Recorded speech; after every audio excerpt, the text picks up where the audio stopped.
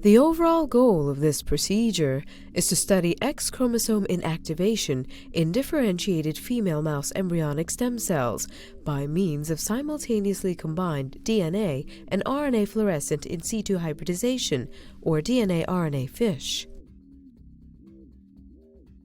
This is accomplished by first inducing differentiation in female mouse embryonic stem cells, as during this process, which simulates normal post-implantation embryonic development, X chromosome inactivation is initiated, resulting in enhanced transcription and accumulation of cyst RNA coding the future inactive X chromosome.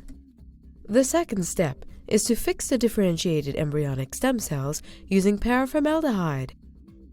Next, prepare the probes for detecting both DNA from the X chromosome and cyst RNA by labeling DNA fragments with biotin or digoxygenin using Nick translation. The final step is to perform the DNA-RNA fish procedure. The differentiated embryonic stem cells are permeabilized, denatured, and hybridized to the labeled fish probes, which are subsequently detected using fluorescently conjugated antibodies that detect the biotin or digoxygenin haptens.